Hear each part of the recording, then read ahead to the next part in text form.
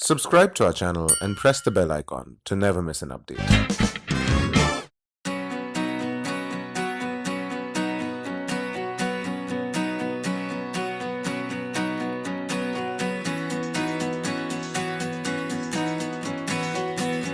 Shall we begin?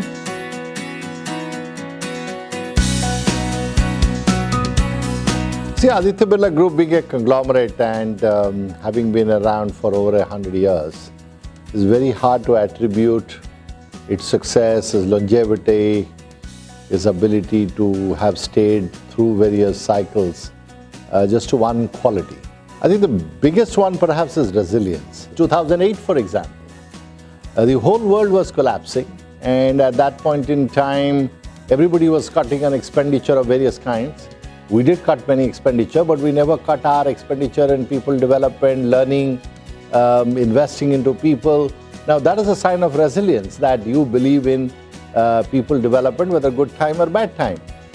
The second one, to my mind, is this learning agility. You cannot be resilient unless you learn through different phases of your life.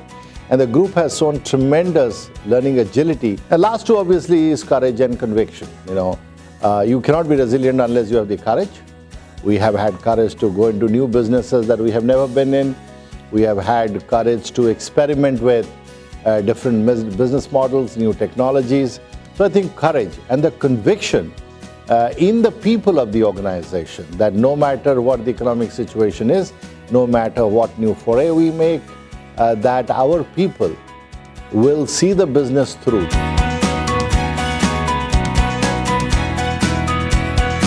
First of all, just because the ownership is with Indian does not necessarily make it an Indian company. It's great to be Indian in your values and global in your outlook. That's how we have been always.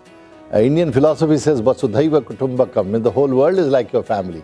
Now, I don't think anything provides you a greater foundation to be global than a philosophy of that kind, where you are able to embrace the whole globe as your family. We could take talent from any part of the world and weave them into the organizations. We asked ourselves, is there something that we can learn from the local economy, local people, local culture?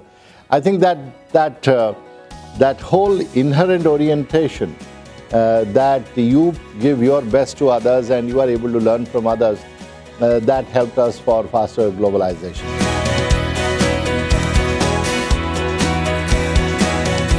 I grew old working for this company. So obviously the fact is there is something great about this company, why it retained so many people for so long. And I think one of the biggest things has been the whole growth of the group, from 1.6 billion in 1996 today close to 44 billion in my own lifetime. And with growth comes diversity, excitement, exposure. So that's one part of it, that life is never static in Aditya Birla Group. It's full of excitement. I think that is one reason why people get attracted and come and stay long with us. The second, of course, the amount of investment that this organization as Aditya Birla Group invests into its people is perhaps unparalleled. And lastly, I would say that we offer to different segment of employees what they would be looking for. If a young person is looking for experiment, excitement of a startup, consulting, we are able to offer them. If a middle manager is looking for excitement of new technology, people leadership, we are able to offer them. If a upper middle senior manager is looking for excitement of a global career, global opportunity, global experience, we are able to offer them.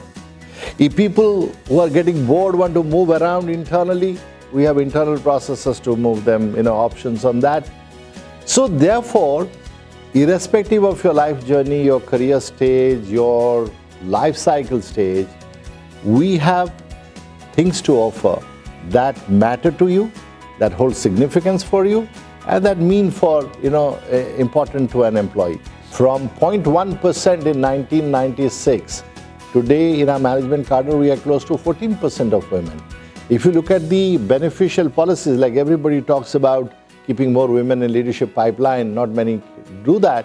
In India, we announced a policy some time back. Women executives who have less than 2 years, children with less than 2 years of age, can travel on company's work, taking the child at company's cost and an attendant at company's cost. And that would include, if you are attending a training program away from your headquarters,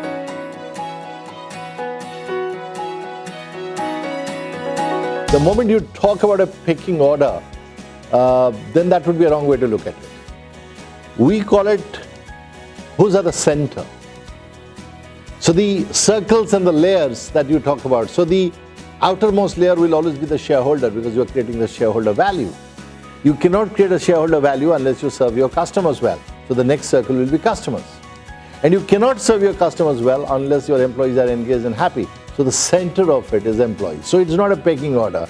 I would say from the center, that source of energy called employees, that's from where everything radiates, goes to customers, from customers to shareholders. There's a value creation that's happening all around where employee is the center.